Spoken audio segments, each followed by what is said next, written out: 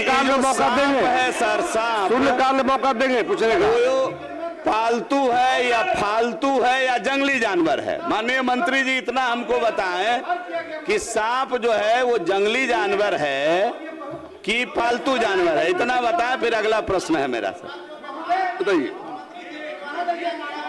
जानवर के श्रेणी में आता है ये आपका है, लेकिन वन पर्यावरण जलवायु परिवर्तन विभाग बिहार सरकार द्वारा जारी वन प्राणी 2002-23-69 के माध्यम से चिन्हित जंगली जानवर द्वारा मानव जीवन, पशुधन, फसल और संपत्ति को क्षति के लिए सहायता राशि मैं केवल इतना पूछा हूँ कि सांप जंगली जानवर की पालतू जंगली जानवर है, सांप जंगली जानवर है। माननीय मंत्री जी ने कहा सांप जंगली जानवर है, तो बिहार सरकार का नोटिफिकेशन है हुजूर, ये 2002 3696 19/7/24 का बिहार सरकार का नोटिफिकेशन है।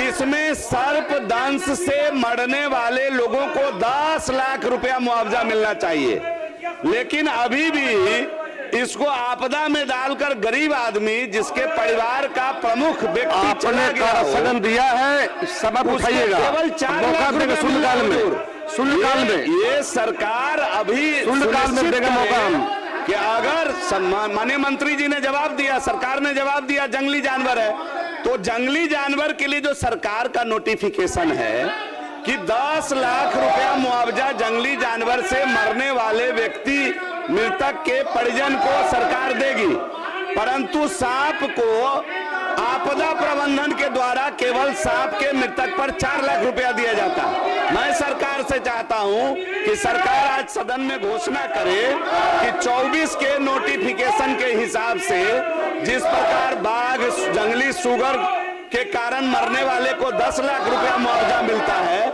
वैसे ही सांप के मृतक जो वन्य प्राणी सांप है उसके सर्पदंश से भी मरने वाले को सरकार 10 लाख रुपया मुआवजा देगी। माननीय मंत्री, सांप को इससे अलग रखा, जंगली जानवर है लेकिन इसको अलग रखा गया है।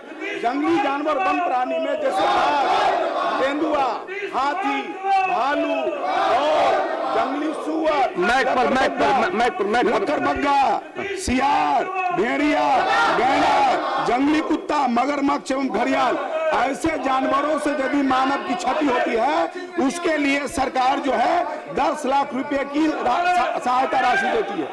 इससे अलग है, सांप जंगली जानवर है। जंगली जानवर में अध्यक्ष महोदय बहुत सारे जीव हैं, लेकिन सब जीव के मानव क्षति पर सहायता राशि नहीं मिलती है। मार्शल जहां भी हो पोस्टर हटवाइए, मार्शल पोस्टर हटवाइए। सदन में तख्ती लेकर आना प्रतिबंध है, हटाइए। हमने कहा है शून्यकाल में मौका देंगे, शून्यकाल में मौका देंगे, बैठ जाइए, मेरा आग्रह मानिए और बैठिए शून्यकाल में। आप अध्यक्ष महोदय, माननीय सदस्यगण जो विपक्षी दल के हैं लगातार सदन में नारे लगा रहे हैं कि मुख्यमंत्री जवाब दो, और जवाब देने के लिए मुख्यमंत्री जी के साथ सारा मंत्रिपरिषद यहाँ मौजूद है, वो सवाल पूछें, और सवाल पूछने की प्रक्रिया नियमावली में निर्धारित है। अनेक तरह के प्रस्ताव है, गंभीर से गंभीर, संवेदनशील से संवेदनशील विषयों को भी उठाने का तरीका नियमावली में प्रावधानित है, ये उसके तहत उठाएं। सरकार हमेशा तैयार है जवाब देने के लिए। बैठ जाइए, बुझिए, सरकार जवाब देगी, बैठिए, पहले शून्यकाल मौका देंगे, बैठ जाइए, आग्रह है मेरा। चलने दीजिए हुजूर। आप बोलिए।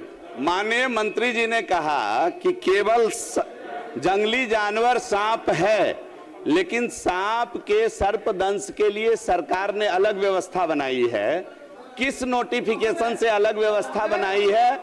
माननीय मंत्री इस बात को देखिए, हम समय देंगे आपको, शून्यकाल अभी नहीं, माननीय मौका देंगे, बोलिएगा। माननीय मंत्री इस बात को स्पष्ट करें कि सांप को वन्य प्राणी से अलग रखा गया है, मुआवजा में अलग रखा गया है, उसका नोटिफिकेशन कहाँ है? जबकि मैं 1 मिनट बैठिए, जबकि मैं प्रमाण के साथ सदन में 2024 का सरकार का नोटिफिकेशन। और दूसरी बात सर एक और बात आपको जानकारी के लिए मैं सदन में देना चाहता हूं कि उसके पूर्व माननीय उप मुख्यमंत्री स्वर्गीय सुशील मोदी जी ने इसी सदन में सांप है गंभीर, हम जान रहे हैं आपको, आप गंभीरता खत्म कर रहे हैं। बैठिए आप सुशील, आप गंभीरता खत्म मत कीजिए।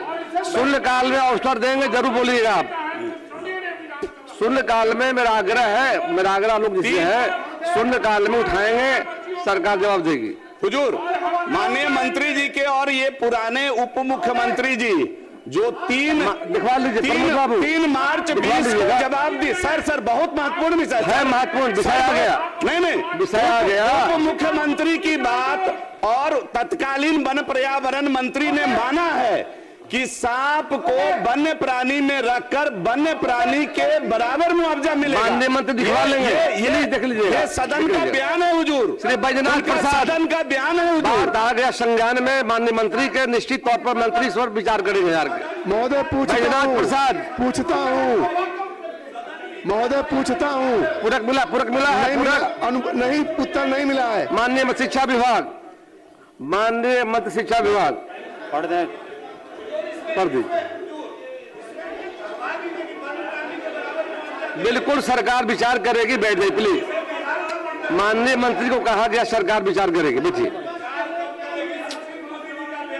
आपने सारी बातों को रख दिया है, अब बात आगे बढ़ गई।